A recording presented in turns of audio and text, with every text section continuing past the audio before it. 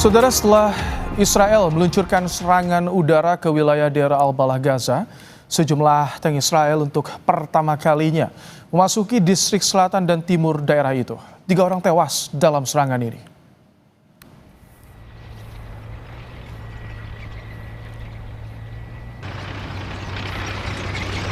Militer Israel menduga area itu menjadi lokasi para sandera yang ditawan kelompok Hamas. Padahal Deir al-Balah dipenuhi warga Palestina yang mengungsi selama lebih dari 21 bulan sejak konflik berlangsung.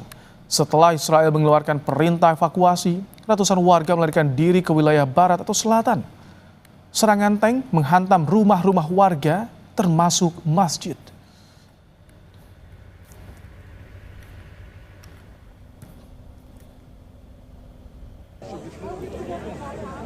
Serangan Israel menghantam tenda-tenda warga di pengungsian Shati yang dibangun di tepi pantai di sisi barat kota Gaza.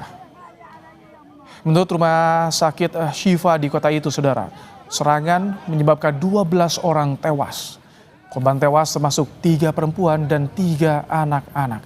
Sebanyak 38 warga Palestina lainnya terluka dalam serangan ini.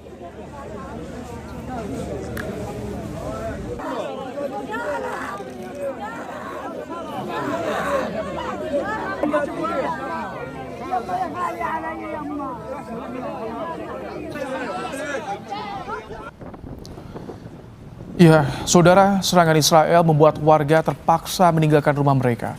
Perintah evakuasi memutus akses antara kota pusat Deir al-Balah dengan kota Rafah dan Han Yunis. Warga mengatakan serangan tiba-tiba tersebut membuat warga kaget.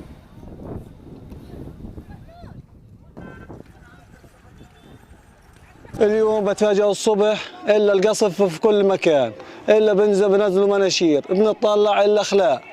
طب انت خان يونس كلها هياتها اخلاء، والمواصي ما فيها اي مكان اساسا تكفي لاهل خان يونس، ورفح كلها اخلاء، وانت الحين بتحدد نص الدير اخلاء. طب وين نخلي؟ Saudara, setidaknya 85 orang warga Palestina tewas ditembak tentara Israel saat berusaha mendapatkan makanan di berbagai lokasi di jalur Gaza pada hari Minggu 20 Juli 2025.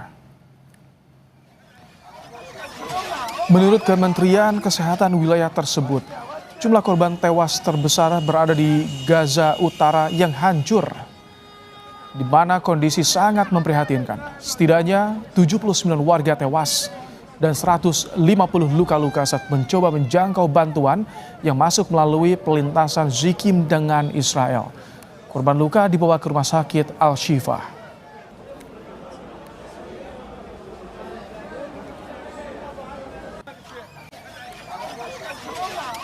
الآن أصبحت مستشفى الشفاء ممتلئة بالشهداء والمصابين. الوضع كارثي، نحن لا نحتمل التعامل مع إصابات.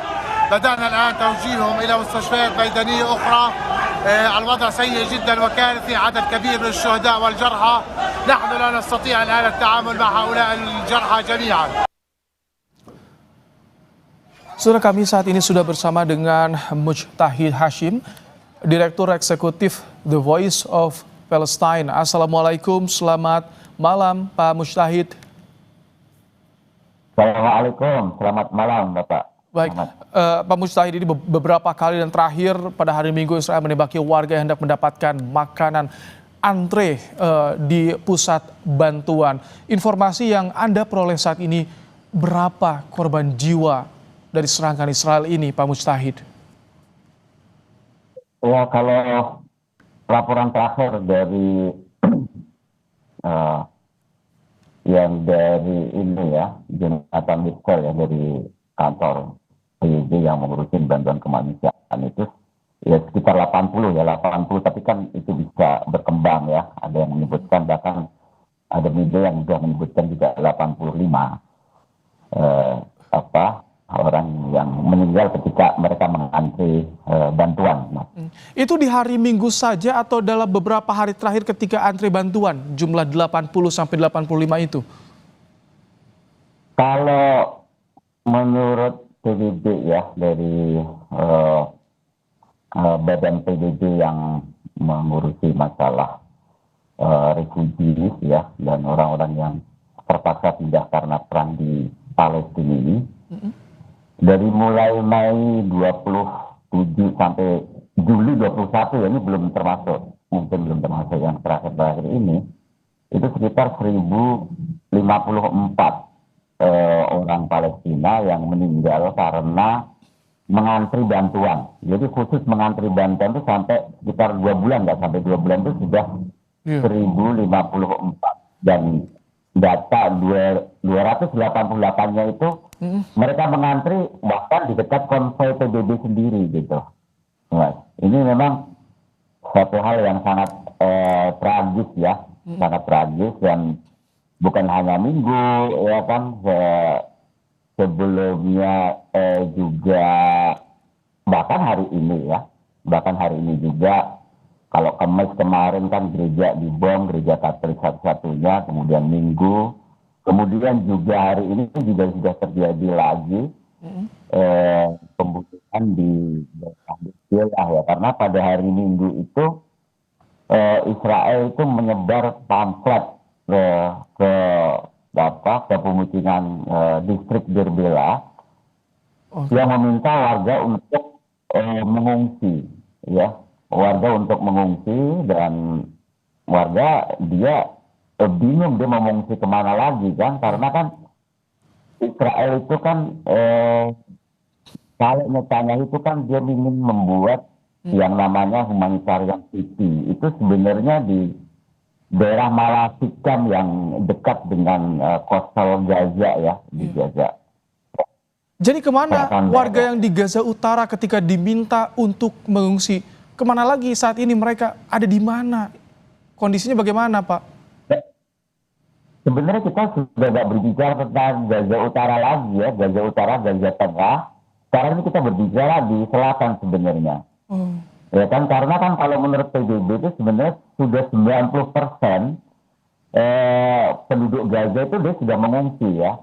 Ya, mengungsi itu kan dari Gaza Utara ke Gaza Tengah misalnya kan. Gaza Tengah, terus kemudian juga Gaza Selatan lah, ke Khan Yunis, Rafah, terus juga Derbela ini kan gitu. Nah, yang sekarang ini yang di Derbela itu yang sedikit dengan lebih ke selatan, tapi dia dekat dengan Gaza Tengah ini, Israel juga meminta dia membuat koridor di barat daya, dan dia minta untuk pindah ke camp yang dekat pantai itu, yang disebut dengan Kemawati, itu banyak tenda-tenda pos segala macam.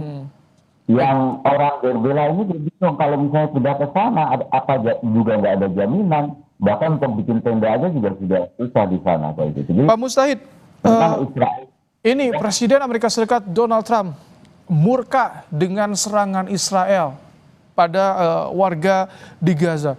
Apakah ini sudah cukup bisa meredakan serangan Israel di sana, Pak Mustahid?